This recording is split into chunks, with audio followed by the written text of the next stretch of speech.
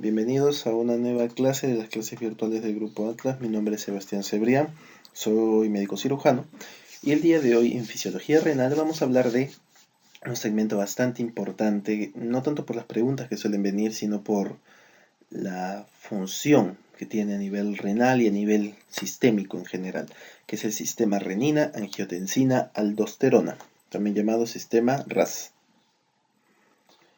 El sistema renina, angiotensina, aldosterona está mediado por el aparato yuxtaglomerular. Como lo habíamos visto en una clase anterior, tenemos el aparato yuxtaglomerular, quienes lo conforman: las células yuxtaglomerulares, las células mesangiales y la mácula densa. Las células yuxtaglomerulares provenientes de la arteriola aferente, como lo tengo por acá. Principalmente, entonces, si vemos la imagen, hay mayor cantidad de células yuxtaglomerulares en la arteriola aferente que la eferente. También existen en la eferente, sí, pero principalmente actúan y provienen de la arteriola aferente. Tengo las células mesangiales, que sirven también para dar soporte y vasoconstricción.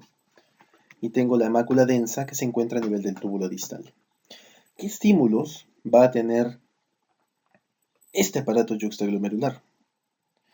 El aparato yuxtaglomerular va a tener principalmente dos estímulos: estímulo de volumen, como tengo acá.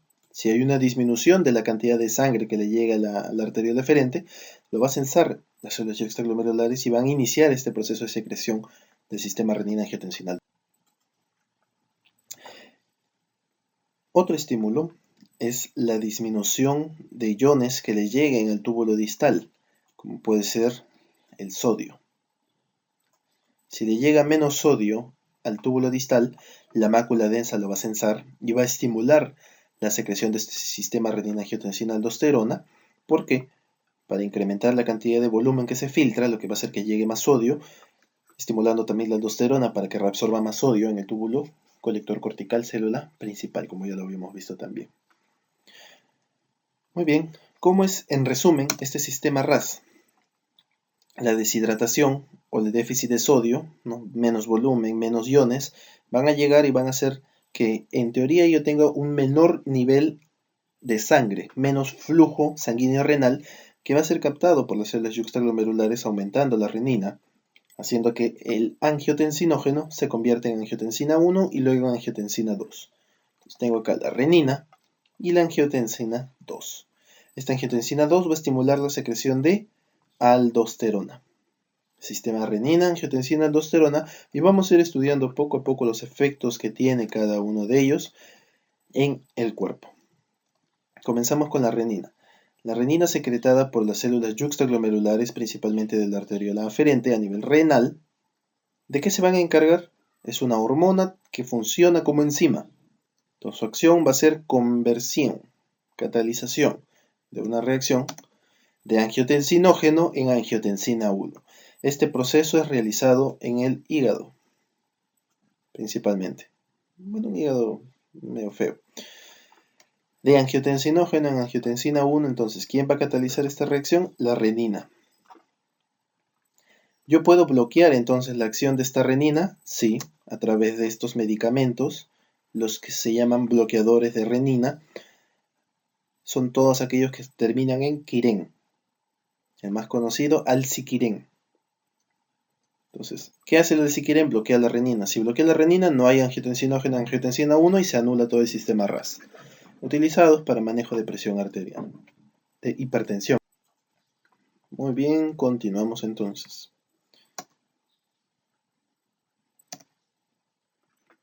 Este era mi aparato yuxtaglomerular. Para yo estimular la secreción de renina, tengo todos estos estímulos, como habíamos visto, principalmente disminución de volemia, disminución de presión, disminución de sodio sensado a nivel de la mácula densa. Otros, sí, aumento de actividad simpática, aumento de prostaglandinas, también estimulan la secreción de renina para mantener una adecuada homeostasis. Listo. Una vez que yo tengo angiotensina 1, esta tiene que viajar del hígado al pulmón. Y en el pulmón es convertida en angiotensina 2. ¿Por quién? Por la enzima convertidora de angiotensina. En realidad todas las células o la mayoría de células del cuerpo suelen tener esta enzima convertidora de angiotensina, pero como su mayor producción es a nivel pulmonar, se sigue considerando desde el punto de vista teórico que la conversión se lleva a cabo en el pulmón. ¿Ok? Pero no es que sea solamente a nivel pulmonar. La enzima convertidora de angiotensina puede estar en muchos otros órganos del cuerpo, incluso en corteza suprarrenal o hasta en el sistema nervioso central. Yo puedo bloquear la acción de la enzima convertidora de angiotensina y por lo tanto anular este proceso. Sí puedo, a través de los inhibidores de la enzima convertidora de angiotensina, comúnmente conocidos como YECAS. Son todos aquellos medicamentos que terminen en pril. Enalapril, captopril como principales ejemplos. Y yo puedo bloquear la acción de la angiotensina 2. Claro, la angiotensina 2, como vamos a ver ahorita, tengo dos receptores y yo puedo bloquear la acción de esos dos receptores a través de los bloqueadores del receptor de angiotensina 2, los llamados BRAT tipo 2. Son actualmente conocidos como BRAT tipo 2. Antes también se llamaba ARA2 y algunos todavía lo conocen con ese nombre, los ARA2. Son aquellos que terminan en sartán. Los sartán o valsartán como principales ejemplos. Entonces hemos visto tres tipos de medicamentos que actúan sobre este RAS. Vean lo importante que es que cada parte del RAS puede ser anulada por un medicamento. Los inhibidores de renina, los inhibidores de la enzima convertidora de angiotensina, los bloqueadores del receptor de angiotensina 2. Y la angiotensina 2, vamos a hablar un poco de esta, porque es importante, ya tiene efectos sistémicos la angiotensina 2. Primero, tengo principalmente dos receptores, AT1 y AT2. Tengo otro que es el AT4, pero todavía no vamos a hablar mucho de eso. Nos vamos a centrar en lo que sí conocemos bien ya, que es el AT1 y el AT2. Estos, sobre todo el AT1, es el que tiene los efectos de vasoconstricción, de reabsorción de sodio, de estimulación de aldosterona, de angiogénesis, entre otras cosas. Es decir, es el que supuestamente, si está en exceso, tiene los efectos negativos deleterios de hipertensión arterial. ¿Cómo van a funcionar? Utilizando vía de segundo mensajero proteína GP.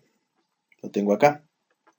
La angiotensina 2 estimula el receptor AT1, que es un receptor de 3 subunidades, alfa, beta y gamma. El receptor alfa es el principal porque es el que va a funcionar con la proteína GQ. Va a activar la vía del fosfatidilinositol, formando diacilglicerol e inositol trifosfato. A través de la fosfolipasa C, va a aumentar el diacilglicerol y el inositol trifosfato, los niveles de proteína quinasa C, y van a aumentar el nivel de calcio intracelular, generando los efectos hemodinámicos de vasoconstricción, por ejemplo, como principal acción. Pero a su vez, la subunidad alfa va a estimular la proteína GI también, inhibiendo la acción de la adenilato ciclasa.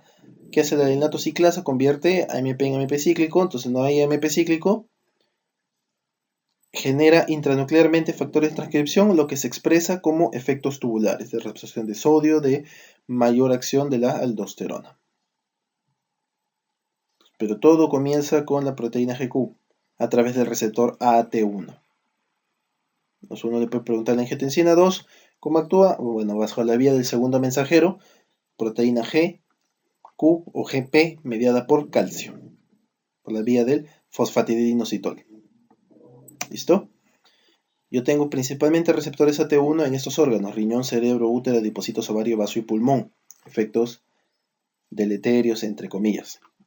El riñón, importante porque casi el 90% de receptores de angiotensina 2 que yo tengo en el riñón son tipo AT1. Casi todos los receptores son tipo T1. Y la angiotensina 2 a nivel renal suele tener más efectos sobre la arteriola eferente que aferente. Como habíamos visto en nuestra mnemotecnia del OEPA, la angiotensina 2 tiene más efecto en la eferente, pero también tiene efecto en la aferente.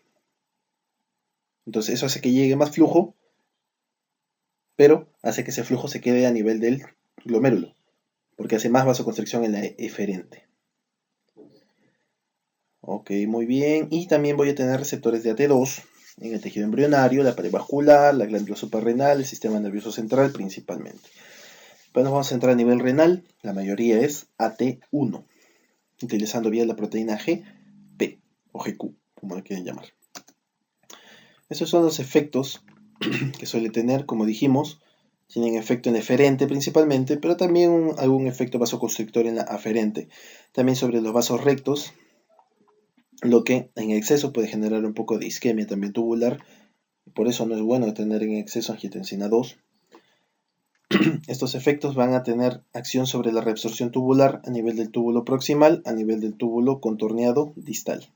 Esos son los efectos que tiene tanto hemodinámicos como tubulares, la angiotensina 2. Y acá tenemos todos los efectos o la mayoría de efectos que suele tener nuestra angiotensina 2, tanto en su receptor AT1, como dijimos, la mayoría son efectos hemodinámicos constrictores, vasoconstricción, hipertrofia, aumento de factor de crecimiento endotelial, que se traducía en angiogénesis, aumento de contractibilidad cardíaca, hipertrofia, más actividad simpática, estimula la secreción de hormona antidiurética, como principal estímulo de la C tenía la DH, pero también estimula un poco a través del receptor AT1, induce apoptosis endotelial, disminuye la síntesis de óxido nítrico, aumenta la expresión del inhibidor de la actividad de plasminógeno, es decir, tiene efecto procoagulante, activa la COX-2, lo que estimularía mayor síntesis de prostaglandinas deleterias. A nivel renal, inhibición de la renina para regular su homeostasis, pero también estimula la retención de sodio, libera catecolaminas a nivel de la médula suprarrenal, libera aldosterona a nivel de la corteza suprarrenal y también aumenta la liberación de calcio. Como ven, estos son efectos que sirven para incrementar la presión arterial. Pero en condiciones normales, al igual que el endotelio, la angiotensina 2 también tiene efectos beneficiosos a través del receptor AT2.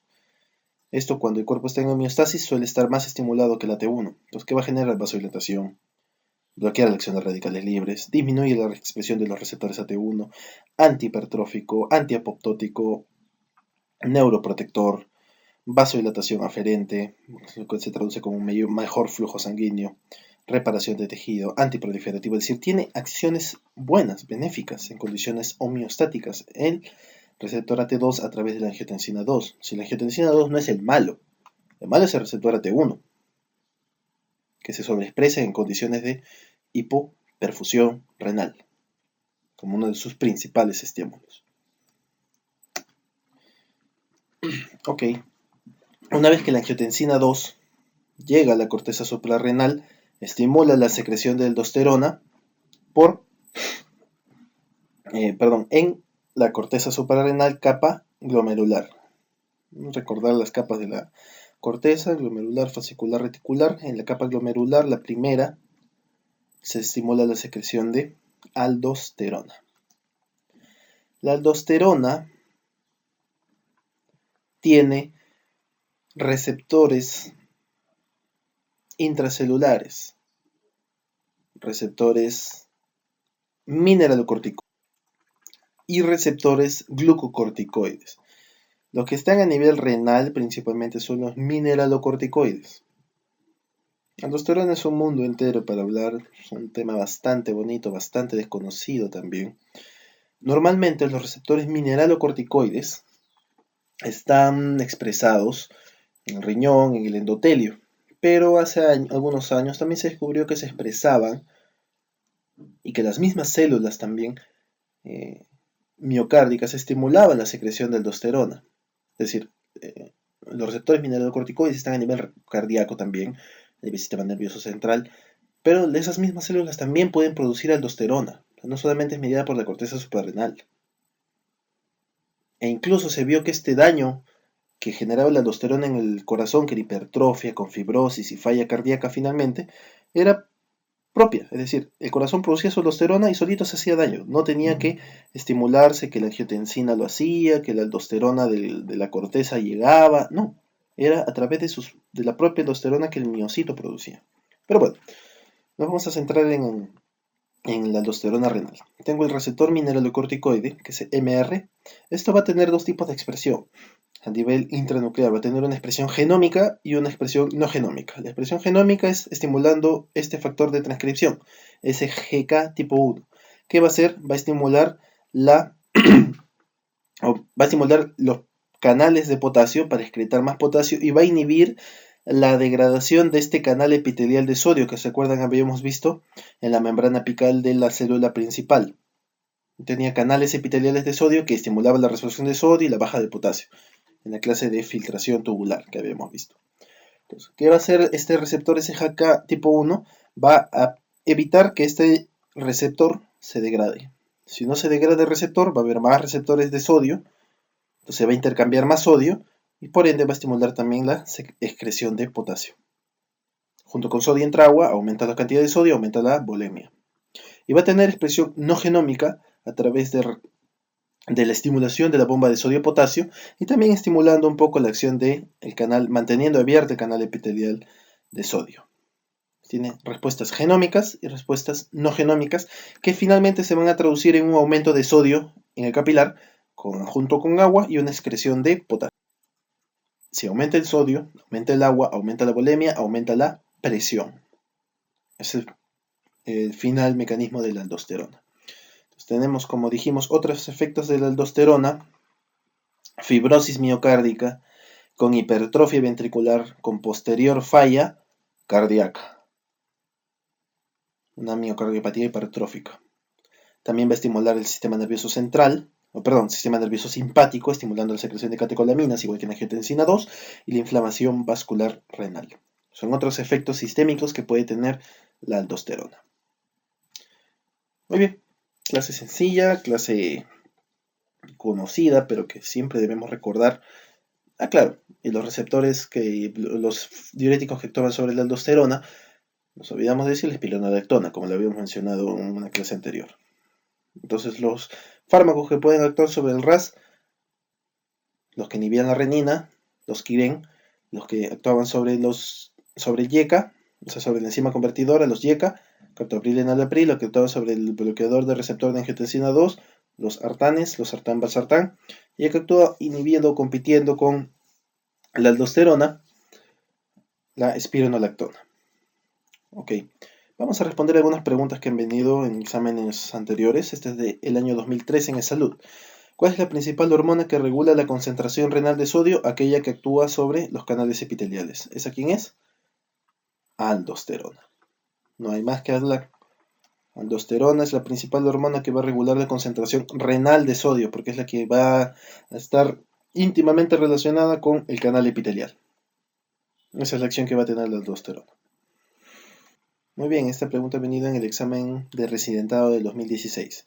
¿Cuál de las siguientes hormonas interviene directamente en la excreción renal de fosfato? Bueno, esto se ha colado de un tema anterior, pero nos sirve para repasar un poco. Recordamos que la paratormona tenía dos acciones, a nivel del túbulo contorneado proximal y a nivel del túbulo contorneado distal. En el distal actuaba con calcio y en el renal con fosfato en el túbulo contorneado proximal. Entonces acá la respuesta, paratormona. Otra que ha venido en el 2016, especialidad, residentado médico. ¿Qué estructura desarrollan las células yuxtaglomerulares? ¿A partir de qué estructura habíamos dicho? Las arteriolas principalmente aferentes. Respuesta la 4, arteriola aferente. Sencillo. La acción de la aldosterona es máxima en... Tenemos glomérulo. ¿La aldosterona actúa en el glomérulo? No. Tenemos porción gruesa del enlace de Henle. ¿Actuará a ese nivel? No, tampoco. El asa delgada, menos, ahí ni siquiera tiene acción, ninguna hormona. Túbulo proximal o túbulo colector cortical. ¿Qué era el colector cortical? Lo que antes se le llamaba como túbulo distal final, túbulo colector cortical. Así es como se le conoce ahora, como túbulo colector cortical. Sobre esa que tenía las células principales, las células intercaladas, ahí es donde actúa la aldosterona. Está venido en MIR, exámenes para España. Uno de los siguientes no forma parte del aparato yuxtaglomerular. ¿Tenemos la aferente? Sí. ¿La eferente? No. ¿O sí? De repente, ¿no? Mácula densa en el túbulo contorneo proximal, mácula densa en el túbulo contorneo distal o mesangio. Bueno, el mesangio, de hecho. ¿Listo? La aferente, también porque forma células yuxtaglomerulares. La eferente, claro, la eferente también, porque la eferente también forma células yuxtaglomerulares, pero en menor medida que la aferente, pero también tiene células yuxtaglomerulares, por ende también forma parte del aparato yuxtaglomerular. Entonces me queda mácula densa. ¿Dónde estaba la mácula densa? ¿Túbulo contorneado distal o proximal? En el distal. Entonces mi respuesta, la 3. Mácula densa del túbulo contorneado proximal. ¿Qué son las células yuxtaglomerulares? ¿Qué hacen? ¿Producen renina? Sí. ¿Están en contacto con la íntima de la arteriola aferente? No, porque hemos dicho que están por fuera. No, si se acuerdan del gráfico, están por fuera. Esta era la arteriola aferente y estas eran las células yuxtaglomerulares. No están en contacto con la íntima, más que todo sería con la adventicia de la arteriola aferente. Esto, de repente, no lo saben. Tiene citoplasma basófilo. Están demostrados por tinción de Bowie. ¿Qué será la tinción de Bowie? Dicen. Pero saben que la primera es correcta, porque producen renina. Eso sí, producen renina. Y saben que la segunda es falsa, porque no está en contacto con la arteriola aferente. Todo lo anterior entonces tampoco es. O para decir, bueno, sé que la una es correcta, de repente es todo. No. Si saben que la 1 es correcta y la 2 es falsa, entonces no tienen que saber ni la 3 ni la 4 para marcar la 1. Porque ustedes están seguros de que la 1 es y de que la 2 no es. Entonces, como la 3 y la 4 de repente no tienen idea, marcan la 1. Y no se han equivocado, producen renina. Muy bien, eso sería todo por esta clase. Clase sencilla, pero bien importante que la conozcan desde el punto de vista fisiopatológico, desde el punto de vista farmacológico. Ok, eso sería todo.